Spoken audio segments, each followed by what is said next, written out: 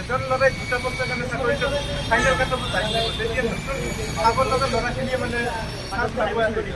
আৰু নতুন যিটো ৰিক্ৰুটমেণ্ট ওলাই গ'ল সেইকেইটাৰ কাৰণে কাটত মানে বহুত হাই লেভেল গুচি গ'ল আৰু এটা ল'ৰাই এতিয়া আজি ABUP APR গাৰ্লছমেন তাৰপিছত নতুনকৈ ABUP কাৰণে চান্স পাই গ'ল আৰু কামাণ্ডৰ কাৰণে চান্স পাই গ'ল কিন্তু ৰিক্ৰুটমেণ্ট চলাই আছে সিহঁতে ৰিক্ৰুটমেণ্ট নামত খেলা কৰি আছে সিহঁতে ৰিজাল্টটো ওলাব পৰা নাই এতিয়ালৈকে মানে কি হৈছে তোমালোকৰ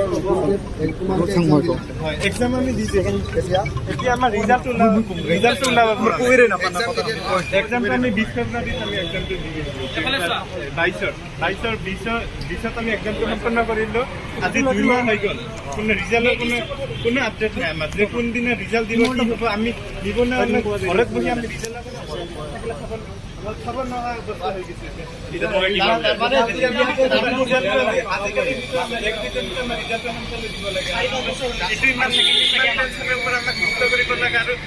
যিখিনি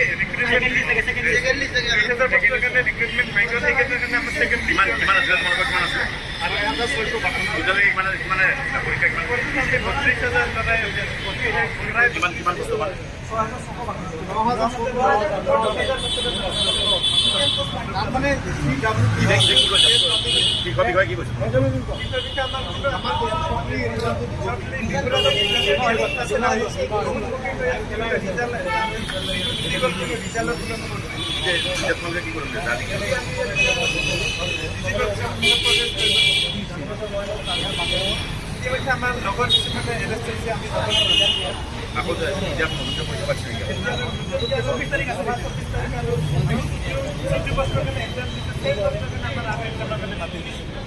ভালকে আছো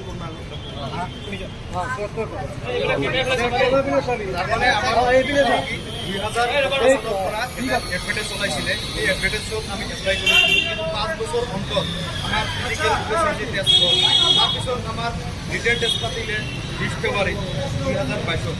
এই পাতিলে মানে কমন ৰিটাৰ্ণ টেষ্ট এই কমন ৰিটাৰ্ণ টেষ্ট আৰু ABUP আৰু গ্ৰাছমেনৰ কাৰণে পাতিলে তাৰমানে চৰকাৰে এইটোৱে কৈছিলে যে এটা বছৰত এজনে চাকৰি পাব লাগে আৰু এজনৰ কাৰণে এটা পৰীক্ষা হ'ব লাগে যাতে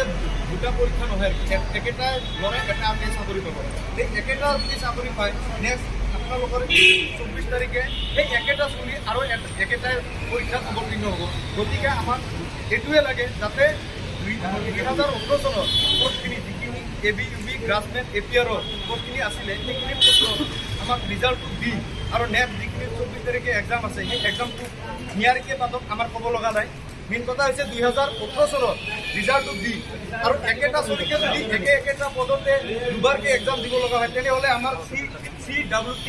যোনটো কমন ৰিটাৰ্ণ টেষ্ট পাতিছে সেইটো ভেলু কি থাকে গতিকে আমাৰ চৰকাৰৰ প্ৰতি এটাই অনুৰোধ যাতে আমাৰ আগত 2018 চনৰ ৰিজাল্টটো দি আমাক কিছু সকাহ দিয়ে আমি বহুত দিনৰ পৰা কষ্ট কৰি আছোঁ এই কষ্ট আমাৰ অথলে গৈ আছে কাৰণ এতিয়া যদি আমাক 2018 চনৰ ৰিজাল্টটো দিলেহেঁতেন তেনেহ'লে এই পুৰণা চলিখিনি আগতে পাই গ'লহেঁতেন আৰু নতুন চলিখিনি একেটা বছৰতে নোমালহেঁতেন নতুন চলিখিনি চান্স পালহেঁতেন গতিকে আমাৰ চৰকাৰৰ প্ৰতি এটাই অনুৰোধ যাতে অতি সোনকালে আমাৰ 2018 চনৰ ABUP কনষ্টেবলৰ ৰিজাল্টটো দি আমাক নিউ কেণ্ডিডেটখিনি সকাহ দিয়ে সেইখিনি আমাক চৰকাৰৰ প্ৰতি এটাই অনুৰোধ আমাক স্পষ্টি কৰি ৰিজাল্ট লাগে অতি সোনকালে ৰিজাল্টটো দি দিয়ক কোনে পাই পাব গতিকে এটা বছৰতে একজনে পাওঁ কিন্তু সেই একেটা চলিয়ে যদি পৰীক্ষা দিয়ে তেনেহ'লে কি কোনো ভেলু নাথাকে গম নাপাওঁ আমাৰ DGP ছাৰে কোৱা মতে যে একেটা চলিয়ে যদি একেটা পোষ্টতে চাকৰি পায় তেনেহ'লে আমি বিহুৰ আগতে ৰিজাল্টটো দিয়া কথা আছিলে কিন্তু বিহুৰ আগত নিদিলে আমি ৰখি আছোঁ যে বোলে 2000